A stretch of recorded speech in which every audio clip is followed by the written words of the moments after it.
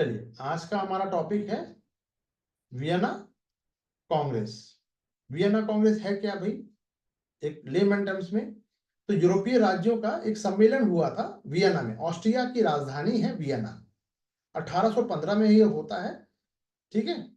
और यूरोपीय जो मानचित्र को, ये जो क्रांति, इसका पर्पस क्या था? बेसिकली ऑब्जेक्टिव था कि भाई ये कांग्रेस क्यों हुई थी, ये सम्मेलन जो बुलाया गया, बैठक हुई, ये बैठक क्यों हुई थी? वो इसलिए हुई थी ताकि जो 1789 की जो फ्रांस की क्रांति हुई, उसके बाद नेपोलियन ने पूरी यूरोप को तहस नहस कर दिया, तो उसी पुरानी अवस्था में लेके आना। और ये सम्मेलन किसने बुलाया? तो ऑस्ट्रिया, चूंकि ऑब्वियस सी बात है वियना में हो रहा, तो ऑस्ट्रिया, वियना जो है वो राजधानी है ऑस्ट्रिया की, तो ऑस्ट्रिया के ही प्रधानमंत्री मेटरनिख ने बुलाया था। उनका मेन रोल था। भाग पार्टिसिपेट कौन कौन थे? ऑस्ट्रिया, रूस, फ्रांस, इंग्लैंड, प्रशा, ये सब सब अपने अपने स्वार्थों की पूर्ति में लगे हुए थे, ठीक है। अब आते हैं समस्या पर कि भाई समस्या क्या थी। तो फ्रांसीसी क्रांति द्वारा जो भी आदर्श जो प्रसारित किया गया था कि समान स्वतंत्रता है, समानता है, बंधुत्व है, अब इस आदर्श को रोकना, यानी ये आग प्लेग की तरह फैलेगा। विचार अच्छे थे, आदर्श अच्छे थे, बट ये आदर्श राजवंशों का विनाश करते, ठीक है। और इसी क्रांति के जरिए नेपोलियन का उदय हो गया। नेपोलियन ने पूरे यूरोप को रौंद डाला, ठीक है। तो मानचित्र का अब एक समस्या और भी आ गई इनके सामने कि जो इस आदर्श को रोके कैसे। मानचित्र जो पूरा तहस नहस कर दिया गया, यानी यूरोप, फ्रांस ने, नेपोलियन ने बहुत सारे यूरोप के अन्य राज्यों को जीतकर अपने में मिला लिया है। एक दो दो अलग अलग राज्यों उसको मिला के एक कर दिया, तो अब उसका निर्धारण कैसे हो? तो नेपोलियन द्वारा विजित प्रदेशों के प्रति कौन सी नीति अपनाई जाएगी? क्या पुरानी व्यवस्था में लाई जाए, नई चीजें की जाए, या फिर कोई नया राज्य क्रिएट कर दिया गया? दो राज्यों को मिलाकर, दो छोटे छोटे राज्यों को मिलाकर एक कर दिया गया मान लीजिए, या कोई बड़े राज्य को मिलाकर चार टुकड़े में बांट दिया गया, तो अब उसका निर्धारण कैसे, उसके साथ व्यवहार कैसा हो? सवाल ये था।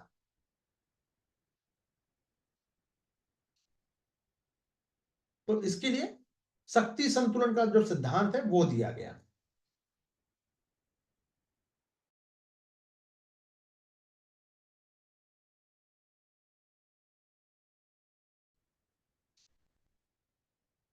ठीक है। तो शक्ति संतुलन का पहला सिद्धांत दिया गया कि ना राष्ट्र अधिक शक्तिशाली हो, ना ही कमजोर हो। शक्तिशाली होगा तो दूसरे पर अटैक करेगा, कमजोर होगा तो उस पर कोई अटैक कर देगा। और फ्रांस द्वारा विजित प्रदेशों, जितने भी नेपोलियन ने जो राज्य जीते थे, उन सबको आपस में बंदर बांट कर लिया जाए। तो कुल मिला के आ गई बात स्वार्थ पूर्ति। अब वैधता का सिद्धांत दिया गया कि भाई नेपोलियन ने जिन जिन राजवंशों को रिप्लेस कर दिया था, अब उन्हीं को वापस दे दिया जाए,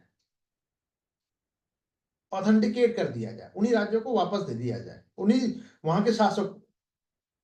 तो वैध राजवंशों की पुनर्स्थापना, जिसका एग्जाम्पल है कि भाई फ्रांस में फिर से, अब नेपोलियन से पहले कौन शासन कर रहा था फ्रांस में? बुर्बो वंश। तो बुर्बो वंश को के शासक लुई 18 का शासन, क्योंकि लुई 16 में फ्रांस की क्रांति हुई है। लुई 16 के समय में फ्रांस की क्रांति हुई है। अब लुई 18 जो है, यह उसका वैध उत्तराधिकारी होगा। दंड और पुरस्कार का सिद्धांत की बात कही गई इसमें, इस सम्मेलन में कहा गया कि नेपोलियन द्वारा सृजित जो भी राज्य, नए राज्य जो उसने बनाए हैं, कठोर कार्रवाई करिए, जैसे शैक्षणिक शासक को हटाना, दंड दिया गया। विरोध करने वाले ऑस्ट्रिया, प्रसा, इंग्लैंड तथा रूस को पुरस्कृत किया गया। पुरस्कृत कैसे किया गया? रिवॉर्ड दिया गया। रिवॉर्ड कैसे दिया गया? भाई जो राज्य जीते गए, एक पीस तुम रखो, एक टुकड़ा तुम रखो। तो इस 4 पॉइंट हमें याद हो गए। सिद्धांत में क्या है? शक्ति संतुलन का सिद्धांत, वैधता का सिद्धांत, दंड और पुरस्कार का सिद्धांत। समस्या हमने देख ली। समस्या क्या था कि भैया आदर्श को रोकना है, मानचित्र को रिस्ट्रक्चर करना है, नेपोलियन ने जो जो राज्य जीते हैं उनके साथ बिहेव कैसा रखना है, क्या पॉलिसी उनके उन विजित राज्यों के प्रति क्या पॉलिसी को अडॉप्ट करना है। ठीक है, क्या था ये, वापस चलिए। ये सम्मेलन वियना कांग्रेस था क्या? तो ये एक सम्मेलन बुलाया गया 1815 में, और ये फ्रांस की क्रांति से पहले पूर्व की स्थिति में लेके आना था। और इसको होस्ट किया था, या मेन रोल जो प्ले किया है ऑस्ट्रिया के प्रधानमंत्री मेटरनिक ने किया है। सम्मेलन में भाग लेने वाले कौन थे? ऑस्ट्रिया, रूस, फ्रांस, इंग्लैंड और रशिया। क्लियर है? अगर ये पहला पेज ही क्लियर हो गया आपका माइंड में, ये माइंड मैप है, ये क्लियर हो गया। ऐसे कितने पेज हैं टोटल? तो शायद आई थिंक मुझे लगता है 30-35 पेज होंगे। ये 35 पेज आपका 35 पेज ही आपको पढ़ना है एग्जाम से एक रात पहले। तो 35 आपका या 40 पेज आपका उसमें होगा।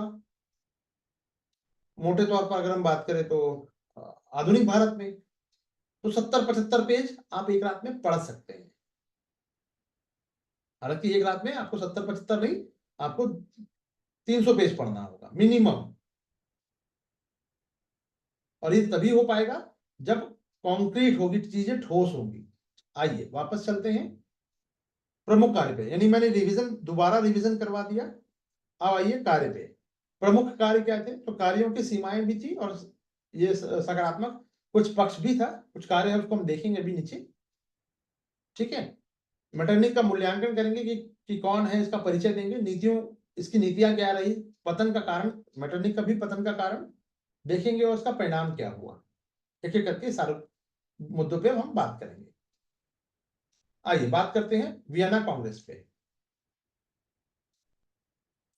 ठीक है, तो वियना कांग्रेस, इसको यूरोपीय व्यवस्था भी कहते हैं, वियना व्यवस्था भी कहते हैं इसको। तो ये व्यवस्था क्या थी? नेपोलियन ने को 1815 में पराजित कर दिया गया। इसके बाद वियना में एक कॉन्फ्रेंस बुलाया गया। ये ऑस्ट्रिया की राजधानी वियना में हुआ था। और इसका जो पर्पस था, ऑब्जेक्टिव था कि 1789 से पहले की स्थिति में इसको लाना था।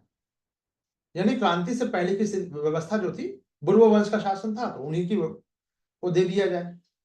इसी को कहा गया वियना व्यवस्था। इस व्यवस्था में, यानी इस सम्मेलन में मुख्य भूमिका निभा रहा था आपका मेटरनिक, जो ऑस्ट्रिया का बहुत ही इफेक्टिव, एकदम डोमिनेंस वाला प्रधानमंत्री था। 1815 से 1848 तक का समय जो है, ये टाइम पीरियड, ये मेटरनिक युग भी कहलाता है, यानी इतना इंपॉर्टेंट है ये। और वियना सम्मेलन में कई देश शामिल हुए, जैसे ऑस्ट्रिया हुआ, प्रशा हुआ, रशिया, इंग्लैंड, फ्रांस, सब लोग शामिल हुए। अब इनके समस्याएं क्या थी? क्रांति ने 1789 की जो क्रांति हुई, इसने तो समानता, स्वतंत्रता, न्याय, बंधुत्व, इन सब का नारा दिया। ठीक है,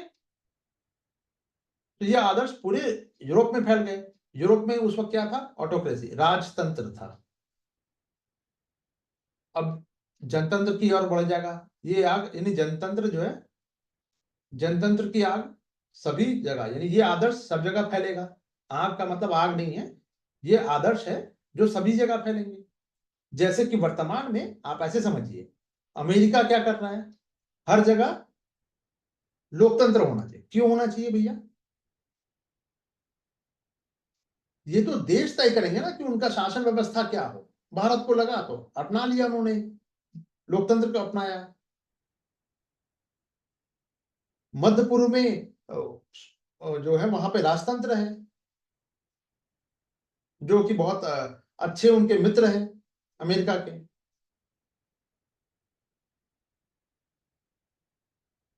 ठीक है, तो अब जैसे देखिए अफगानिस्तान में, आप लोगों को पता है अफगानिस्तान में क्या है? अभी इंडियन रुपी की वैल्यू जो है कम है और अफगानी रुपए की वैल्यू ज्यादा है।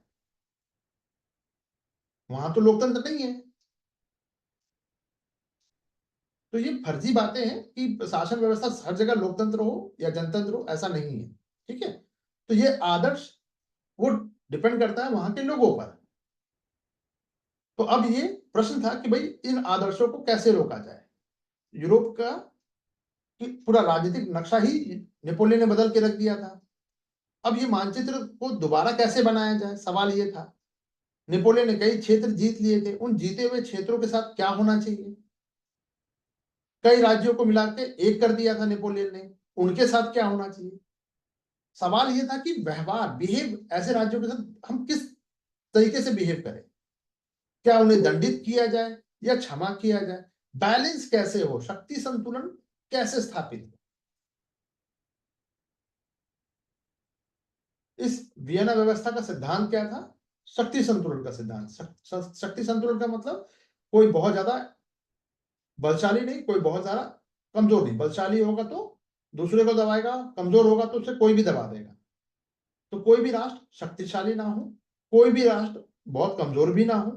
फ्रांस का जो भी जीता हुआ क्षेत्र आपस में बांट दिया गया, इससे कि कहा गया इसको शक्ति संतुलन। ये शक्ति संतुलन ही था, ये बंदर बांट था। वैधता का सिद्धांत, पुराने जो वैध राजाओं को फिर से सत्ता में लाया जाए। नेपोलियन ने जिन जिन राजाओं को रिप्लेस कर दिया था, वहां के शासकों को ही वापस दे दिया गया, बहाल कर दिया गया उनकी सत्ता। इसी तरह से फ्रांस में लुई 18 को फिर से राजा बनाया गया। दंड और पुरस्कार का सिद्धांत में नेपोलियन के समर्थकों को दंड दिया गया और विरोध करने वाले को इनाम।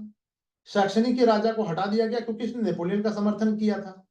ऑस्ट्रिया, रूस, इंग्लैंड को क्षेत्रीय लाभ मिला, मतलब कि इनको जो फ्रांस ने जो एरिया कैप्चर किए थे, ये सारे देशों में आपस में बंदरबांट कर लिया गया। तो ये पुरस्कार हो गया। अब आते हैं कार्य पे। तो सकारात्मक कार्य और नकारात्मक कार्य, ठीक है, वो भी देख लेते हैं। तो फ्रांस की स्थिति क्या थी, प्रमुख काम, पहला काम क्या था, ऊपर ही हमने जान लिया कि फ्रांस क्रांति से पहले की स्थिति में लेके आना और क्षतिपूर्ति के रूप में एक, जो फ्रांस को ही माना गया कि भैया तुम एग्रेसर थे, अब तुम जो भी नुकसान हुआ उसकी भरपाई करोगे। तो ये फ्रांस में आरोपित कर दी गई। ध्यान से समझिएगा, ये फ्रांस में हो रहा है और यही काम फ्रांस या बाकी जो अन्य देश हैं 1918 में जर्मनी के साथ करेंगे। ठीक है, तो राइन एक जो संघ बनाया गया था, मैंने आप लोगों को कल की क्लास में बताया था कि एक नेपोलियन के विरुद्ध एक राइन संघ बनाया गया था।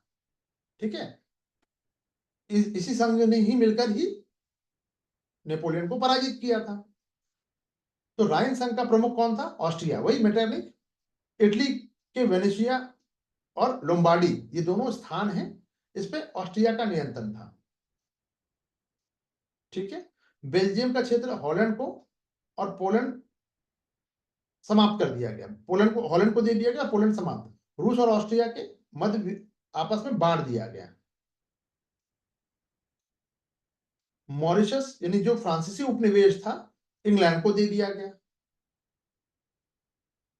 समुद्री परिवहन के लिए अंतरराष्ट्रीय कानून बना दिए गए कि वहां से अब कोई भी गुजर सकता है। अब राजदूतों के प्रति किए जाने वाले व्यवहार जो थे, ये भी जरूरी है कि पराजित राष्ट्र जो है उसके राजदूत के साथ कैसा व्यवहार किया जाए, सम्मान किया जाए, कैसा कैसा बिहेव किया जाए। जैसे अगर आज अमेरिका के राजदूत आते हैं अगर भारत में, तो रेड कारपेट बिछेगा। और वहीं कहीं अफ्रीकन कंट्री का कोई आएगा तो ठीक है, कोई भारत का कोई राज्य मंत्री जाके उससे मिल लेगा। दास प्रथा यूरोप से समाप्त करने की बात कही गई क्योंकि औद्योगिक क्रांति हो चुकी है, मजदूर चाहिए थे। ठीक है, बस इन कार्यों की, यानी कार्य कुल मिला के कुछ लिमिटेशन भी है। वो लिमिटेशन क्या है, समकालीन प्रगतिशील प्रवृत्तियों के विरुद्ध, यानी कि जनतंत्र, स्वतंत्रता, समानता, राष्ट्रवाद, समानता, जो अच्छी अच्छी बातें हैं, प्रगतिशील विचार कहे जा सकते हैं, उसके ये विरुद्ध था। जनता की इच्छाओं की अवहेलना की गई, राज्यों की सीमाओं में परिवर्तन किया गया, यानी अब राज्य की सीमा में भारत से अगर कश्मीर को हम पाकिस्तान को देते हैं तो क्या भारतीय जनता इसको स्वीकार करेगी? जवाब है नहीं। ठीक है, तो चूंकि भारतीय जनता का ये मौकफ है, ये मानना है कि कश्मीर हमारा है, ऑब्वियस सी बात है। इंग्लैंड जनतंत्र, नागरिक और अधिकार जो थे इंग्लैंड में तो मौजूद है, बट मेटरनिक की प्रतिक्रियावादी का समर्थन कर रहा है। यानी इंग्लैंड क्या है, मजेदार चीज, इंग्लैंड में खुद जनतंत्र है, राजा की भूमिका सीमित है, लिमिटेड है, सिर्फ नाम का राजा है वहां पे। लेकिन जैसे मैंने अभी आपको कहा ना कि अमेरिका हर जगह जनतंत्र वो स्थापित करने के चक्कर में रहता है, लेकिन खुद ही क्या कर रहा है वो, उसके जो मित्र है, परम मित्र है, वो गल्फ कंट्री है, कहीं भी लोकतंत्र नहीं है। ये बात समझ में आई। अब आते हैं सकारात्मक पक्ष पे। इसका एक अच्छा काम इसमें यह हुआ कि कम से कम शांति मिल गई, 40 सालों तक, 40 वर्षों तक युद्ध नहीं हुआ। फिर राज्यों का एक समूह जो है वो निर्मित हुआ, ये वियना व्यवस्था के तहत ही हुआ, और अंतरराष्ट्रीय व्यवस्था निर्मित हुई कि भाई आगे चलकर एक राष्ट्र संघ के निर्माण की पृष्ठभूमि यानी बैकग्राउंड तैयार हो गया। और ये हम देखेंगे 1918 में राष्ट्र संघ भी आ गया अस्तित्व में, जब फर्स्ट वर्ल्ड वॉर हो गया उसके बाद राष्ट्र संघ आ गया। समुद्री यातायात के लिए अंतरराष्ट्रीय कानून बने और दास प्रथा समाप्त हुई। प्रगतिशील व्यवस्था यानी पराजित राष्ट्र इसमें शामिल किए गए, जबकि पेरिस शांति सम्मेलन में नहीं था। पेरिस की जो शांति सम्मेलन हुई थी उसमें पराजित राष्ट्र को शामिल नहीं किया गया था, बट यहाँ पे शामिल किया गया, फ्रांस को शामिल किया गया था। ठीक उसी प्रकार से 1918 में अगर हम देखते हैं, जब फर्स्ट वर्ल्ड वॉर होगा उसके पश्चात जब युद्ध बंद हुआ, युद्ध समाप्त हुआ और ये लोग बैठे पेरिस से संधि करने के लिए, ये पेरिस की संधि अलग है ना, तो जर्मनी को उससे पूछा नहीं गया, उसको उससे राय शुमारी नहीं की गई, उसको बताया गया कि तुम्हारे साथ ये करने जा रहे हैं, तुम रोक नहीं सकते, तुमको मानना होगा, you have to follow it. बात समझ में आ रही है? चलिए, अब वियना कांग्रेस के काम क्या क्या थे, इसी को थोड़ा सा डिकोड करते हैं। तो क्रांति से पूर्व स्थिति लौटा दी गई, फ्रांस की जो सीमाएं थी, यानी जितने भी नेपोलियन ने राज्य को एक्वायर किया था सब उससे वापस ले लिए गए, क्षतिपूर्ति इंपोज कर दी गई, राइन संघ का प्रमुख बन गया ऑस्ट्रिया। अब इटली के राज्यों पर जो कब्जा किया था नेपोलियन ने, अब ऑस्ट्रिया का कब्जा हो गया। बेल्जियम का क्षेत्र हॉलैंड को सौंप दिया गया, पोलैंड को समाप्त कर दिया गया और रूस और ऑस्ट्रिया में बांट दिया गया। बंदरबाट यहां शुरू हो गया। मॉरिशस जैसे उपनिवेश इंग्लैंड को मिल गया, स्वीडन को नॉर्वे पर अधिकार मिल गया, यानी वहां उसका कब्जा मान लिया गया। समुद्री परिवहन के लिए, ट्रांसपोर्टेशन के लिए इंटरनेशनल लॉ बना दिए गए। राजदूतों के सम्मान में से संबंधित नियम तय कर दिए गए। दास प्रथा समाप्त करने की बात इस सम्मेलन में कही गई, लेकिन लिमिटेशन भी है। लिमिटेशन क्या है? प्रगतिशील विचारों के ये विरुद्ध था। क्यों? क्योंकि जितने भी प्रगतिशील विचार थे, समानता, स्वतंत्रता, जनतंत्र, सबको दबाया दिया गया, राष्ट्रवाद को रोकने का प्रयास किया गया, जनता की इच्छा की उपेक्षा की गई। जैसे मनाया, राज्यों की सीमाओं का बंटवारा आपस में मनमाने ढंग से कर दिया गया, जिससे कि राष्ट्रवाद की भावना को आघात पहुंचा।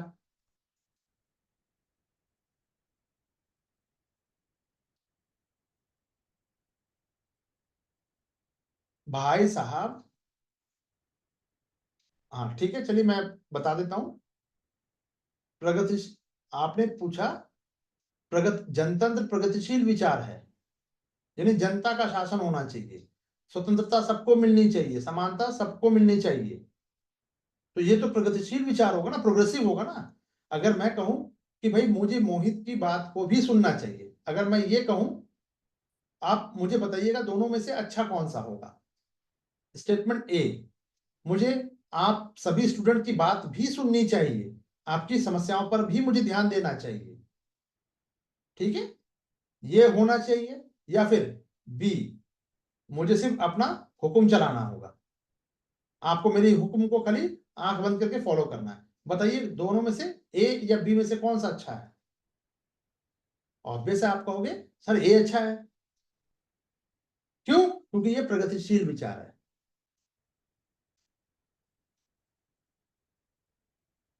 हर सोसाइटी में 20 साल के बाद, 20 या अब ये 18 साल भी हो सकता है, 22 साल भी हो सकता है, 25 साल भी हो सकता है, 20 से 25 साल के बीच में पूरी एक पीढ़ी तैयार हो जाती है जो अपने पुरानी पीढ़ी से आगे की सोच रखती है।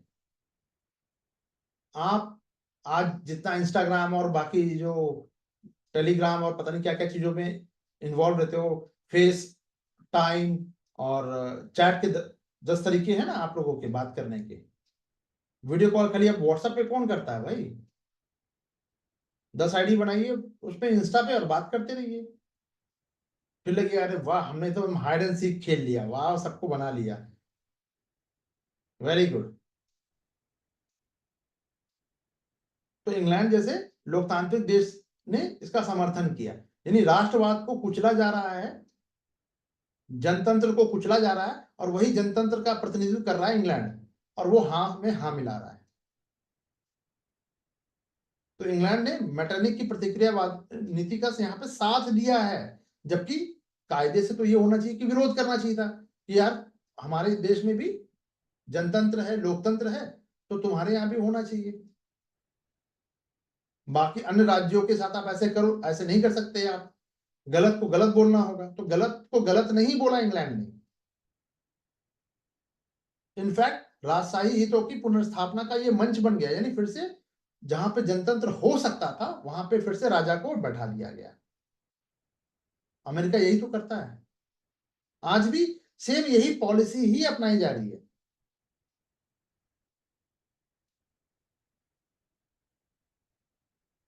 बात समझ में आ रही है? आप ईरान, इजराइल और अमेरिका देख रहे हैं, जबकि हकीकत कुछ और है।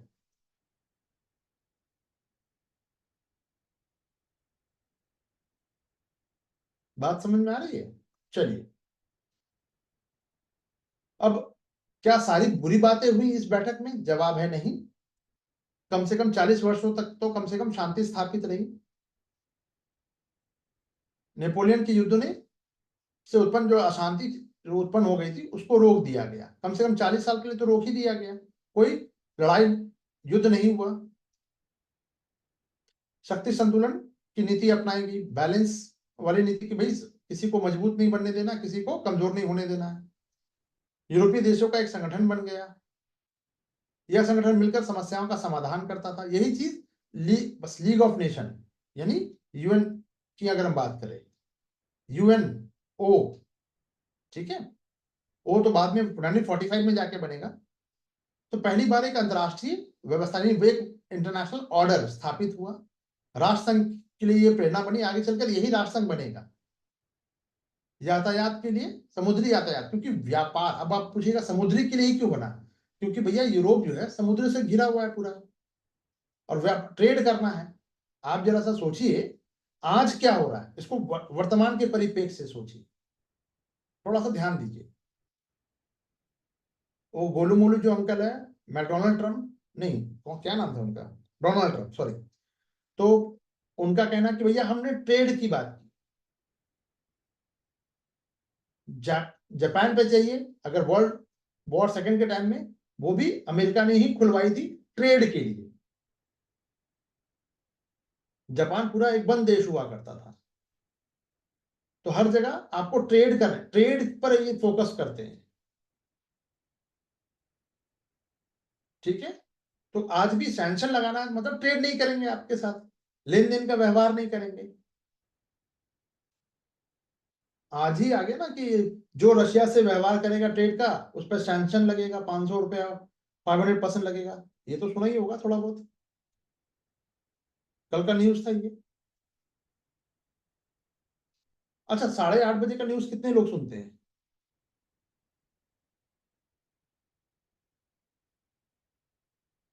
15-15 मिनट सुनना होता है बस। आपके 24 घंटे में से 15 मिनट नहीं निकल रहा है, बनना आपको आईएएस है। Very good. चलिए बैक टू द टॉपिक। समुद्री यातायात, क्यों समुद्री यातायात के लिए अंतर्राष्ट्रीय कानून एक समान कानून बना कि सभी देश उसको फॉलो करेंगे? क्योंकि ट्रेड जरूरी है। दास प्रथा को समाप्त करने की घोषणा की गई, तो ये दो सकारात्मक थे। एक राष्ट्रसंघ के लिए प्रेरणा बन रहा है आगे आने वाले समय में, ये सकारात्मक पॉइंट है। एक और सकारात्मक पॉइंट है कि पराजित जो फ्रांस है उसको भी सम्मेलन में शामिल किया गया, यानी इंक्लूसिवनेस दिखाई गई इसमें। तो पेरिस शांति सम्मेलन की तुलना में ये ज्यादा प्रोग्रेसिव कहा जाएगा कि हारे हुए राष्ट्र को भी आपने क्या किया, शामिल किया। लेकिन ये पेरिस की संधि पुरानी वाली है, नई वाली जो आगे आने वाले समय में 1918 में जो पेरिस की संधि थी उसमें तो शामिल नहीं किया गया जर्मनी को। बात समझ में आ रही है? चलिए अब आइए मेटरनिक जो ऑस्ट्रिया का है। विशु पांडे जी, क्लियर हो गया आपका सवाल का जवाब? जो भी छोटी से छोटी चीज भी आप ये मत सोचिए कि लोग क्या समझेंगे, लोग कुछ नहीं समझेंगे। समझने के लिए दिमाग चाहिए। आप अपने पर फोकस कीजिए, आपके लिए आपका सवाल इंपॉर्टेंट है। तो हम ये मैटरनिक के बारे में पढ़ना है, हमें क्यों पढ़ना है, एक इंपॉर्टेंट रोल प्ले कर रहा है। ये ऑस्ट्रिया का प्रधानमंत्री है और क्रांति का है शत्रु, यानी कहीं भी क्रांति नहीं होनी चाहिए। इसको ये एक इन्फेक्शियस डिजीज मानता था, संक्रामक रोग की तरह मानता था। परिवर्तन, किसी भी प्रकार के परिवर्तन का यह विरोधी था। प्रगतिशील जो विचार है, जनतंत्र, लोकतंत्र, समाजवाद तो बहुत दूर की बात है, उन सबका ये विरोधी है। कोई भी नया विचार इसे मान्य नहीं है। प्रतिक्रियावाद का था, समर्थक था, यानी काउंटर करेंगे हम तो फिर अपने सिद्धांतों पर यूरोप को चलाने का प्रयास करता है ये। अब इसका भी अंजाम वही होने वाला है फिर। अगर आप मैप में जाके देखिएगा तो ऑस्ट्रिया है कितना बड़ा, कोई बहुत बड़ा कंट्री नहीं है, छोटा सा है। ठीक है। अब इस पूरे टाइम पीरियड को 1815 से 1848 ये देखिए, ऐसे निकालिए।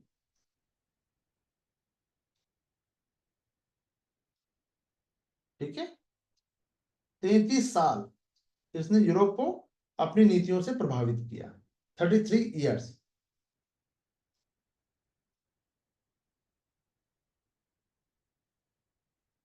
तो कोई छोटा मोटा पर्सनालिटी तो नहीं रहा होगा। जैसे नेपोलियन, हम नेपोलियन को इग्नोर करके नहीं चल सकते, पूरे यूरोप को रौंद दिया।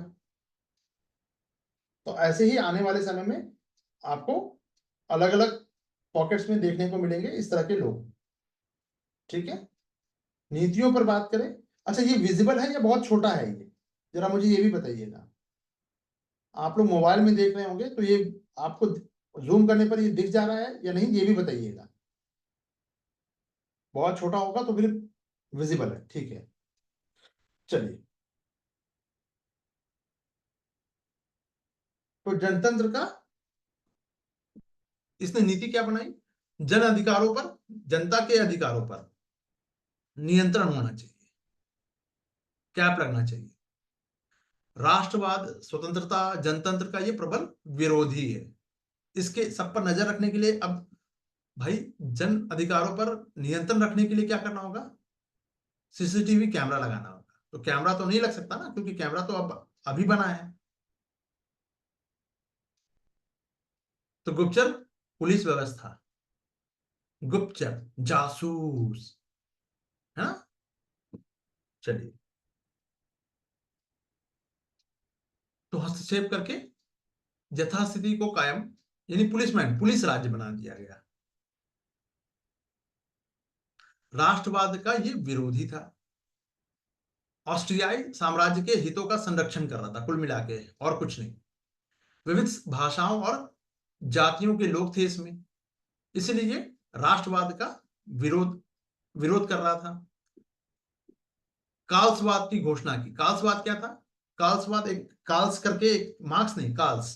काल्स क्या है? अब वाद लग गया मतलब कि विचारधारा। तो काल्स एक स्कॉलर हुए ऑस्ट्रिया में, तो उनका मानना था कि कहीं भी स्वतंत्रता नहीं, मतलब नहीं होनी चाहिए पत्र, और इसको स्वतंत्रता को रोकने के लिए, मतलब स्वतंत्र व्यवहार ना करे, इसके लिए शिक्षक छात्रों पर प्रतिबंध, पत्र पत्रिकाओं पे प्रतिबंध, राष्ट्रवादी भावना के प्रसार पर रोक, नेशनलिज्म का ये विरोधी था।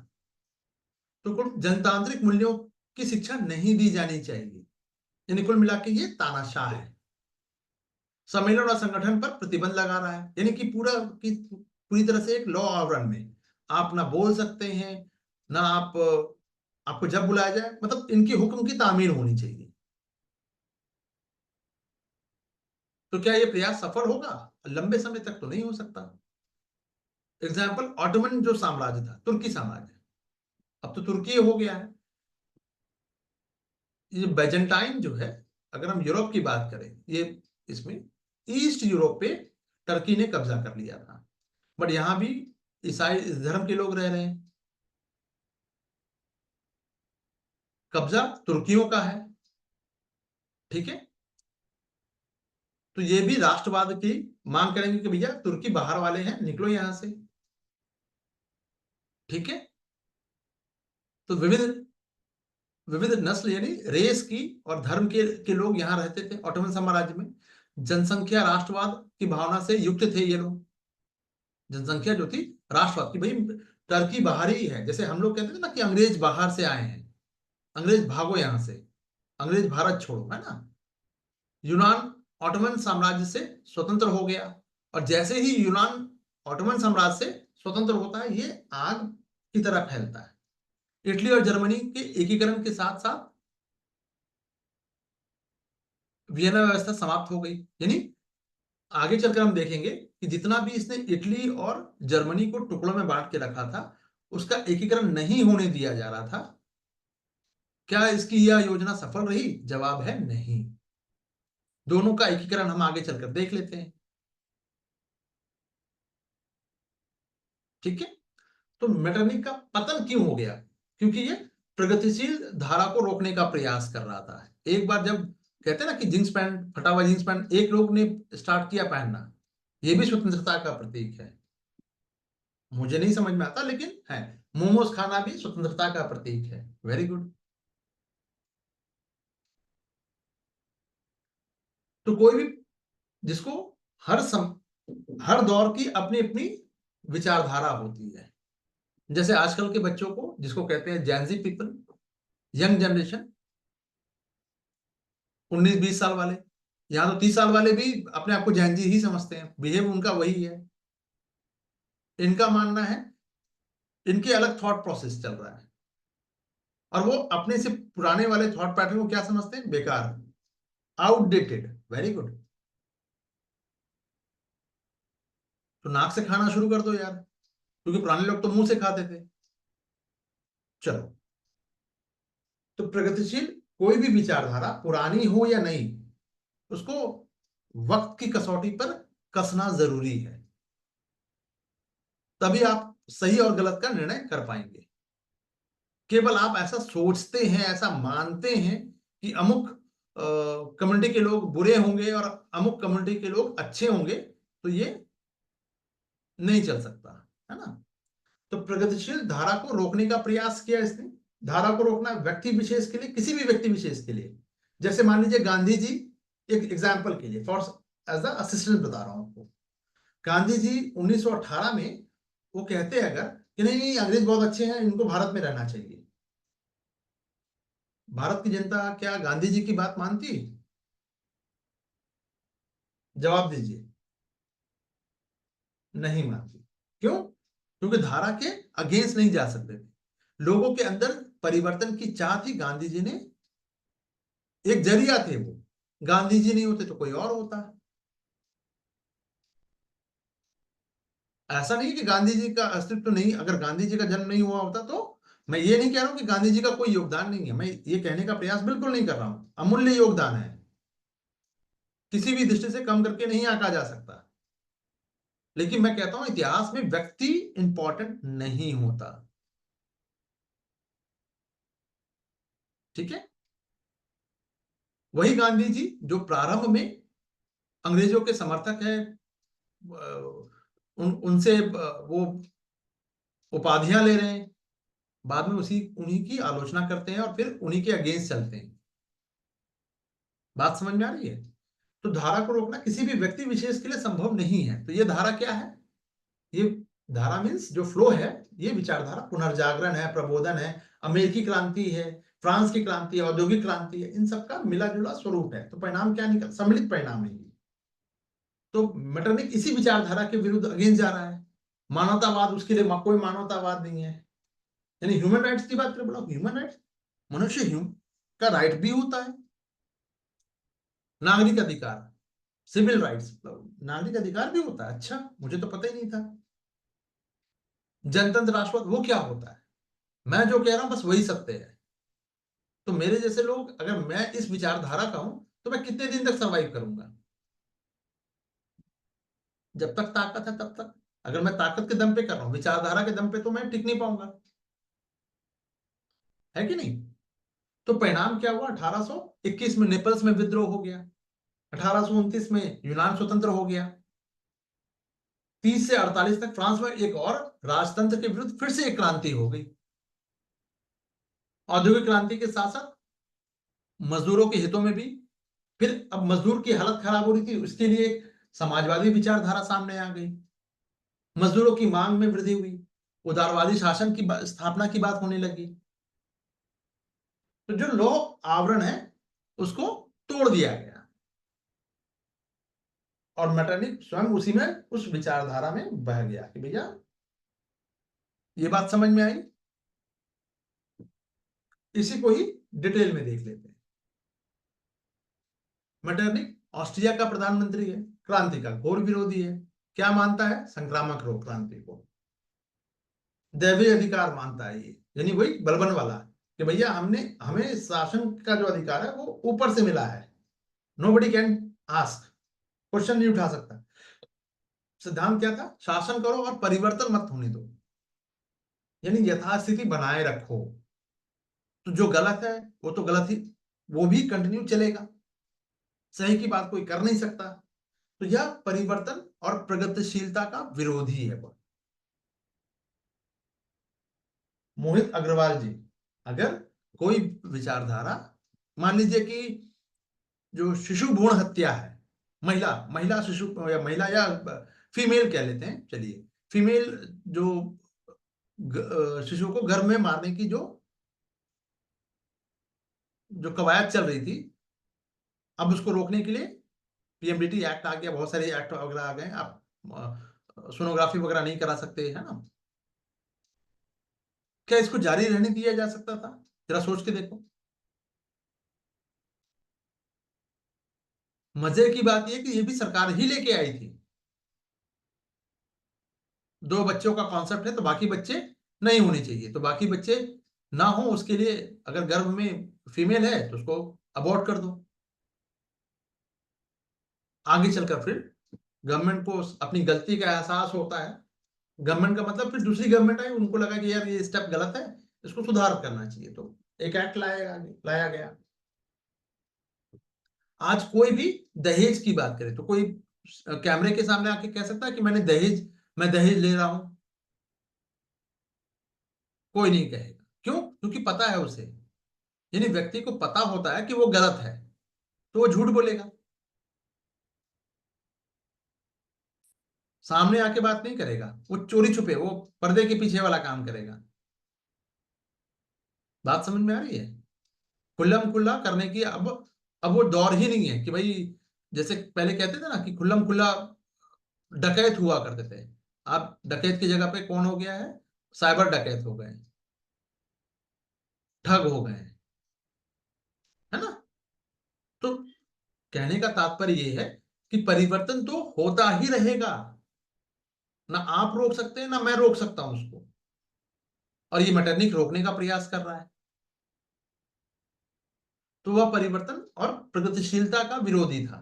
जो भी अच्छी बातें भी कही जाएंगी उसका भी विरोध करेंगे, नहीं नहीं यार ये विरोध। तो कुल मिला के हमारे विपक्ष का वही काम है आज की डेट में, है ना? तो मेटरनिक प्रतिक्रियावादी नीतियों का प्रवर्तक है, ठीक है, यानी मानने वाला है। कोई भी चेंजेस होगा हम विरोध करेंगे। जैसे जीएसटी कांग्रेस की देन, अच्छा बीजेपी अब लेके आ रही है, चलो हम इसका विरोध करेंगे। राफेल कांग्रेस को खरीदना है, बीजेपी ने खरीदा, चलो हम इसका विरोध करेंगे। कुछ समझ में आ रही है चीजें? तो उसने यूरोप में अपने सिद्धांतों को थोपने की कोशिश की, और इसीलिए इसको एक लंबे 33 साल का ये जो टाइम पीरियड है, इसीलिए इसको मेटरनिक युग कहा जाता है, जहां पे राष्ट्रवाद, जनतंत्र और स्वतंत्रता का यह विरोधी है। तो मेटरनिक की नीतियां और भूमिका क्या रही कि इसने जनाधिकारों पर कंट्रोल करने के लिए गुप्तचर पुलिस का प्रयोग किया। सिद्धांत के विरुद्ध किसी भी गतिविधियों पर उसने क्या किया? इंटरफेयर किया, ना ये नहीं होना चाहिए, यथास्थिति बनाए रखना है। इसलिए उसको यूरोप का पुलिसमैन कहते हैं। ऑस्ट्रिया, उसकी ये पॉलिसी लाई क्यों गई? क्योंकि वो साम्राज्यवादी हितों से परिचालित था। साम्राज्यवादी मतलब दूसरे के राज्य पे कब्जा कर लो। तो ऑस्ट्रिया में था क्या? विभिन्न जाति और भाषाएं, भाषाभाषी के लोग रहा करते थे। मेटरनिक नहीं चाहता था कि वो स्वतंत्रता की मांग करे, इसलिए वो इन सब प्रगतिशील विचारों का, क्योंकि फिर ऑस्ट्रिया टूट जाएगा। काल्सवाद की घोषणा घोषणा में उसने कहा कि किसी भी तरह से स्वतंत्रता, किसी भी तरह की स्वतंत्रता किसी को नहीं है। अपने विचारों को और प्रेसों को उसने क्या किया? विचार, कोई भी विचार जो प्रगतिशील विचार है उसको दबा दिया जाएगा। प्रेस की आजादी नहीं होनी चाहिए। आज देख लीजिए, आज तो भाई प्रधानमंत्री भी प्रेस से डरते हैं। तो उनकी नीतियां, जो मेटरनिक की जो नीतियां थी, पॉलिसी थी, वो प्रतिक्रियावादी और दमनात्मक थी, ठीक है। अब प्रभाव क्या पड़ेगा? प्रतिबंध तो लगा दिया इसने पत्र पत्रिकाओं पर। शिक्षक और विद्यार्थियों को राष्ट्रवादी विचार पढ़ाने से रोक दिया गया। छात्र संगठन नहीं बनेंगे, सम्मेलन नहीं होगा, कोई जहां भी जन भावना है उसको दबा दिया जाएगा, यानी जनता की भावना को दबा दिया जाएगा। तो ये दमनकारी नीतियां टिक नहीं सकी, क्योंकि लंबे समय तक नहीं टिक सकती। क्यों? क्योंकि ऑटोमन साम्राज्य में भी जातियां थी जो राष्ट्रवाद से प्रेरित रही। टर्की वाला, और तुर्की से 1829 में यूनान स्वतंत्र हो गया, 1830 में बेल्जियम जो है वो स्वतंत्र हो गया। इटली और जर्मनी जो अलग अलग टुकड़ों में था, वहां भी जन विद्रोह हुआ और फिर उनका भी एकीकरण हो गया। आगे चलकर 1830 में फ्रांस में फिर से एक क्रांति होगी, 30 से 48 तक। तो मेटरनिक की नीतियां विफल रही और उसे सत्ता छोड़नी पड़ी। यह असफलता, मेटरनिक की असफलता या वियना व्यवस्था की जो असफलता है, क्यों हुई? क्योंकि यूरोप में उस वक्त औद्योगिक क्रांति के बाद लंबे समय, देखिए ध्यान से समझिएगा, इसमें लंबा समय लगा है समाजवादी विचारों को, मजदूरों की हितों की बात करने में। तो समाजवाद उस वक्त क्या हो रहा है? समाजवादी विचार का प्रसार हो रहा है। लगभग 150 साल हो चुका है। औद्योगिक क्रांति 16वीं सदी में हो गई है, 17वीं सदी में, है ना? 1648 वाला का टाइम पीरियड है। तो अब 100 साल हो चुका है लगभग। अब उनके भी हक की बात होनी चाहिए।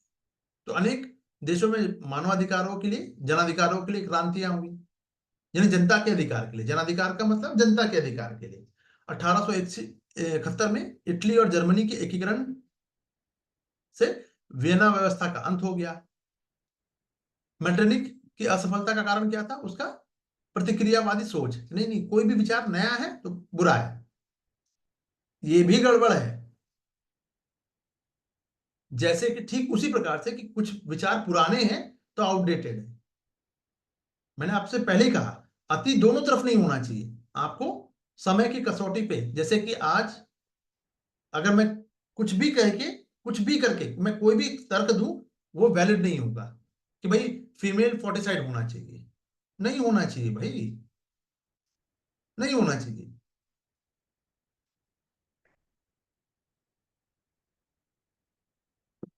महिला शिशु को उसके गर्भ में ही मार देना, ये किसी भी दृष्टि से न्यायोचित नहीं कहा जा सकता।